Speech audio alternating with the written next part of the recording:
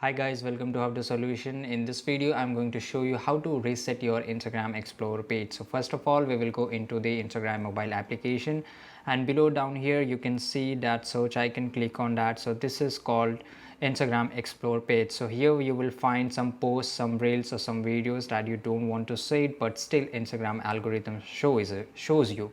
So how you can remove this? So click on here three line, go to your activity and just scroll over to interaction, click on that, click on likes. These are the these are the posts that you have liked before. Just click on some post that you don't like to see. So I will choose this one and just unlike it.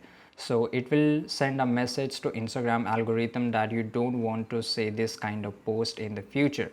And the other thing you can do that, just go to explore page and just click on the post that you don't want to see. Just click here and click here on three dots and just click on not interested. So Instagram will remove it, and in the future it will not show you again this kind of post.